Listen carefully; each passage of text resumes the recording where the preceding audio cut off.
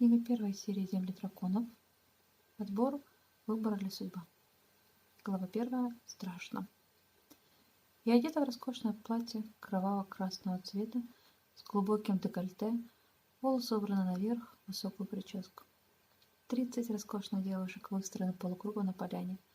Но паника и страх, похоже, владели только мной. По коже бегут мурашки, зубы стучат, спина прямая. Одно радует. Нам предстоит только визуальный осмотр. Оценивает нас наследный принц драконьих земель Драгодар. Выглядит он жутко. Крылья он периодически их расправляет.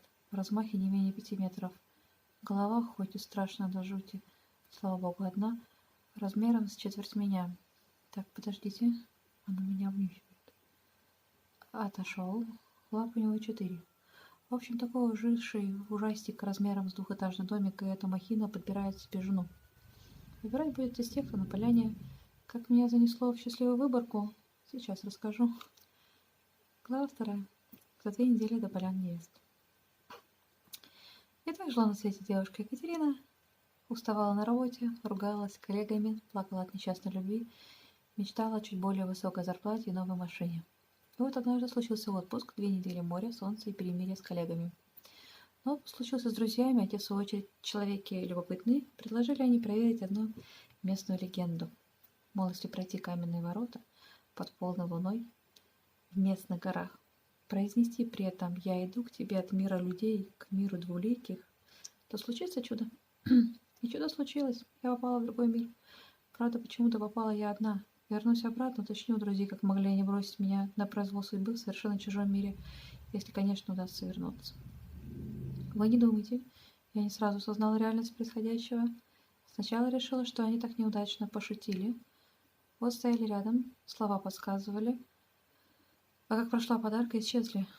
Думала, вот же шутники, и когда успели спрятаться. Но после 3 часов поиска шутка перестала казаться смешной. На рассвете пришло осознание, что я заблудилась, а уж когда увидела парящего дракона в небе. Первой мыслью стала: ну все, сошла с ума. Зато на работу больше не нужно.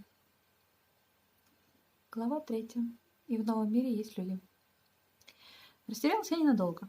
Мало ли что померещится, особенно после бессонной ночи. Очень хотелось теплую постельку, горячего чая с блинчиками. Что бы там ни летало над головой, первой задачей становилась найти жилой дом местных жителей. А уж они подскажут, как вернуться домой. Где бы этот дом ни находился. Жилище, как ни странно, нашлось. У подножия стоял небольшой светлый домик. В нем обнаружилась приветливая хозяйка, которая открыла дверь, измученная мне, напоила каким-то травяным отваром и позволила отдохнуть в саду.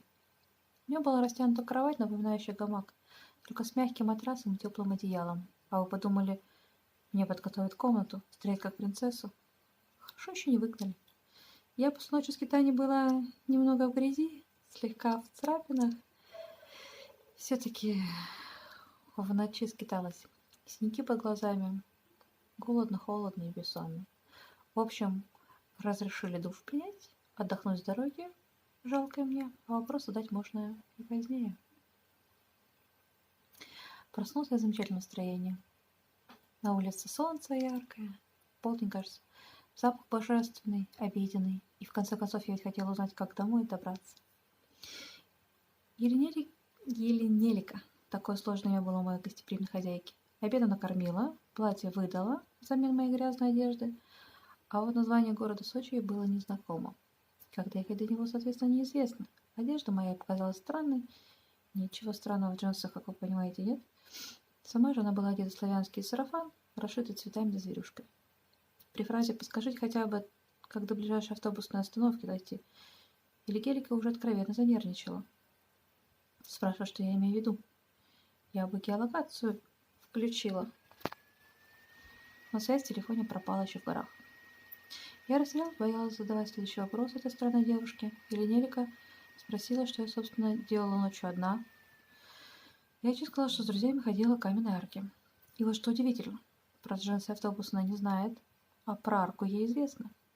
Девушка предложила сходить к местному магу. Уж он точно сможет проводить, если не до непонятного Сочи, то хотя бы к арке.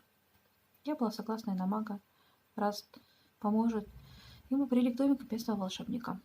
Мага звали Видон. На вид ему лет так 100. Сухонький старичок. Плащ висит на нем, как на вешалке. Глаза светлые, почти прозрачные.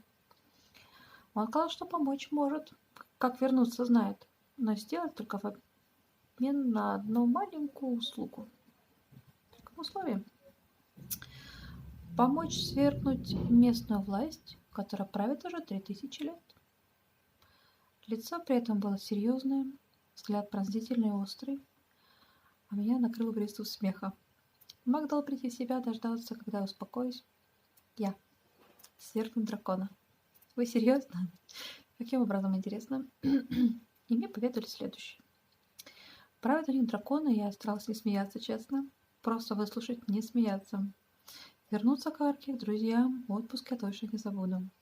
При смене власти отец отрекается от трона в пользу сына, а сын в течение месяца должен жениться.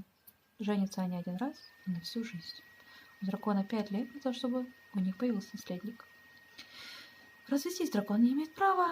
Дракон без потомства, такого права за все 3000 лет не было, теряет право на трон.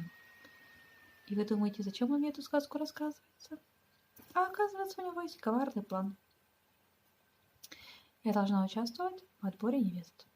Победить в нем, стать женой дракона, и сразу после бракосочетания, ведь он вернет меня домой, в мой родной мир. Дракон останется женатым, потомства ему не видать, потому как и меня не видать, а мне в моем мире на драконе брать начхать. Вот такой простой коварный план. Я, конечно, сказала, без проблем. Просто я предположить не могла, что это не шутка и не розыгрыш. Вот теперь стою, стучу зубами.